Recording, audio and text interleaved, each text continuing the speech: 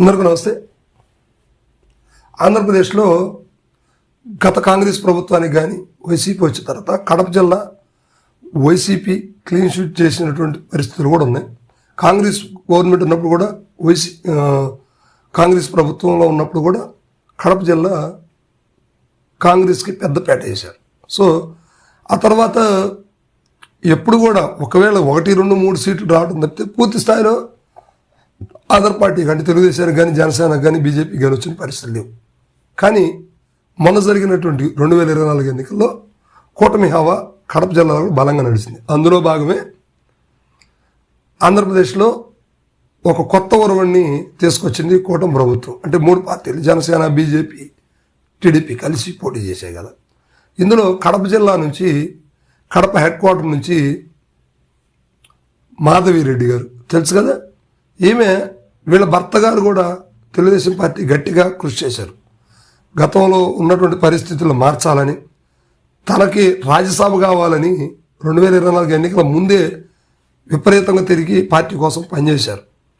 So ఇప్పుడు రెడ్డప్ప గారు మాధవిరెడ్డి గారు, రెడ్డప్ప గారు శ్రీనివాసరెడ్డి గారు వీళ్ళు కడప స్థానికులు. సో ఇప్పుడు కడపలో వీళ్ళు సైలెంట్ అయిపోయారు, వీళ్ళు పక్కకి వెళ్ళిపోయారు, వీళ్ళు పార్టీ మారుతున్నారు అనే మాటలు వినిపిస్తూ ఉన్నాయి. ఎందుకంటే ఇటీవల అంటే లాస్ట్ టైం జరిగినటువంటి మహానాడు కార్యక్రమంలో కూడా వీళ్ళ భార్యాభర్తలు, వీళ్ళ అనుచరులు మహానాడు కార్యక్రమానికి భారీగా డబ్బులు వసూలు చేశారు అనే వాదన కూడా గతంలో వినిపించింది వాళ్ళ అనుచరులు.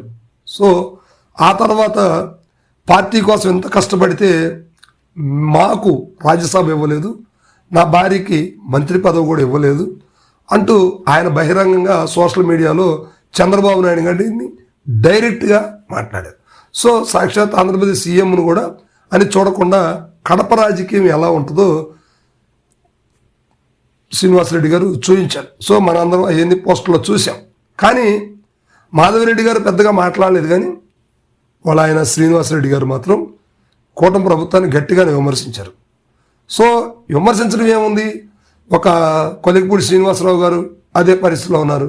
సో నిన్న చూస్తే గన్నవరం ఎమ్మెల్యే యార్లగడ్డ వెంకటరావు గారు కూడా వైసీపీ వాళ్ళకే సపోర్ట్ చేస్తున్నారు, వాళ్ళకే పనులు జరుగుతున్నాయి, నాకు ఎమ్మెల్యేకి మొండిచేయి చూపిస్తుంది ప్రభుత్వం, ఏంటి ఈ ధోరణి, ఇలా అయితే కష్టం, మేము పోటీ చేయటం ఎందుకు, నిలబట్టడం ఎందుకు, ఇదొక పార్టీనా, ఇదొక ముఖ్యమంత్రినా, ఇదొక స్ట్రెచ్చరా అని చెప్పేసి ఆయన ఇష్టానుసారంగా మాట్లాడారు. సో ఇప్పుడు కడపలో కూడా టీడీపీ బలపడుతుంది అనుకున్న సమయంలో ఇప్పుడు రెడ్డప్ప గారు, మాధవిరెడ్డి గారు, శ్రీనివాసరెడ్డి గారు వారి కుటుంబంలో బలంగా కడప జిల్లా హెడ్ క్వార్టర్ నుంచి పావులు కదుపుతూ ఉన్నారు పార్టీ బలోపేతానికి.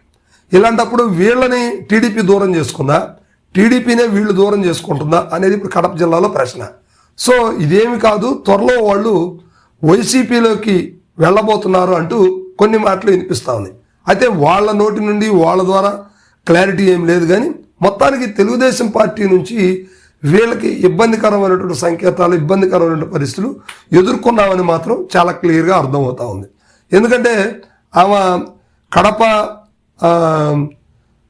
మేయరు, కడప మున్సిపాలిటీకి కార్పొరేషన్కి సంబంధించి కూడా వాళ్ళ హవా నడుస్తుంది అక్కడ. వాళ్ళే అక్కడ కీలక పాత్రధారులు, మెంబర్స్ అంతా కూడా. సో ఇలాంటి పరిస్థితుల్లో చంద్రబాబు నాయుడు గారు ఎందుకు వీళ్ళని పక్కన పెట్టారు, ఎందుకు వాళ్ళతో సత్సంబంధాలు లేకుండా రాజకీయం చేస్తున్నారు అంటే, గతంలో వీళ్ళేదో మహానాడుకు సంబంధించి డబ్బు వసూలు చేశారనే మాటలు వినిపిస్తూ ఉన్నాయి, దానివల్ల పక్కన పెట్టారని కొన్ని మాటలు వినిపిస్తూ ఉన్నాయి. లేదు శ్రీనివాసరెడ్డి గారు హార్ష్గా మాట్లాడారు, ముఖ్యమంత్రి గారిని కూడా చూడకుండా నాకు ఇవ్వకపోతే, నాకు రాజ్యసభ ఇవ్వకపోతే మేము చేసినటువంటి శ్రమ కష్టం అంతా ఏమైపోయింది, సో ఇలాంటప్పుడు పార్టీలో ఉండాల్సిన అవసరం లేదు, ఈ పార్టీని మేము భూస్థాపితం చేస్తామంటూ అంటే ఆయన అనలేదు. కానీ ఆయన అనుచర వర్గం మొత్తం కూడా ఇదే మాట పట్టుకొని ముఖ్యమంత్రి దాకా తీసుకెళ్ళారట. సో మరి ఇలాంటప్పుడు చంద్రబాబు నాయుడు గారు కడప జిల్లాకు సంబంధించి ఎలాంటి నిర్ణయాలు తీసుకుంటారు? పైగా ఇటీవల కడప జిల్లాకు సంబంధించి 2 నియోజకవర్గాల ఇన్ఛార్జీలు కూడా ఇటీవల కాలంలో మార్చే ప్రయత్నాలు జరిగినాయి. సో అక్కడ కొత్త వాళ్ళని తీసుకురావాల్సిన పరిస్థితి ఉంది. సో అదంతా వైసీపీకి గట్టి ప్రాంతం. అలాంటి ప్రాంతంలో ఉన్నటువంటి అవకాశాన్ని తెలుగుదేశం పార్టీ ఎందుకు కోల్పోతుంది, క్యాడర్ బలపడుతుంది, క్యాడర్ పెరుగుతుంది. ఇలాంటి సమయాల్లో తెలుగుదేశం పార్టీ గట్టిగా అక్కడ పునాదులు వేయడానికి ప్రయత్నాలు చేయాలి, కానీ ఉన్నటువంటి పరిస్థితులను కూడా లాగేసుకొని బయటకు వచ్చే ప్రయత్నాలు ఎందుకు చేస్తుంది అంటే, అక్కడ కడప జిల్లాకు సంబంధించి తెలుగుదేశం పార్టీలో ఎటువంటి ఇబ్బందికరమైనటువంటి పరిస్థితులు, ఎటువంటి రాజకీయంగా ఎవరిని అణగదొక్కుతున్నారు, ఎవరిని హైలైట్ చేస్తున్నారు అనే విషయాలు కూడా తెలుగుదేశం పార్టీ అధిష్టానం తెలుసుకోవాలి. బాబు గారు కానీ లోకేష్ గారు కానీ ఇట్లాంటి విషయాన్ని కొంచెం సెన్సిటివ్ మ్యాటర్స్ కదా, చాలా జాగ్రత్తగా చూడాలి. కానీ ఇవేమి పట్టించుకోకుండా కేవలం శ్రీనివాసరెడ్డి గారు అన్న మాటనే పట్టించుకొని వాళ్ళు కడప జిల్లాకి, కడప నాయకులకి దూరంగా ఉంటున్నారా, ఈ మాటలు కూడా వినిపిస్తూ ఉన్నాయి. సో ఇప్పుడు మాధవిరెడ్డి గారు కుటుంబంతో పాటు అంటే శ్రీనివాసరెడ్డి గారు వాళ్ళ భర్త కలిసి వైసీపీలోకి వెళ్తే కడప జిల్లా పరిస్థితి ఏంటి? వాళ్ళు లేకపోతే పార్టీని అధికారంలోకి తీసుకురావడానికి రెడ్డప్ప గారి కుటుంబం అంటే బలంగా పనిచేసి పార్టీని అధికారంలోకి తీసుకొచ్చారు. మరి ఇప్పుడు ఇలాంటి పరిస్థితుల్లో పార్టీని వదిలేస్తే వైసీపీకి ప్లస్సే కదా ఇది. చంద్రబాబు నాయుడు గారు ఎందుకు ఆలోచించట్లేదు, లోకేష్ గారు ఎందుకు ఆలోచించట్లేదు? ఒక్కసారి దీనికి సంబంధించి కడప జిల్లా పరిస్థితులు ఏంటి అనేది ఆలోచించాలి కదా. సో పార్టీలో మారుతున్నారంటే ఎందుకు మారుతారు?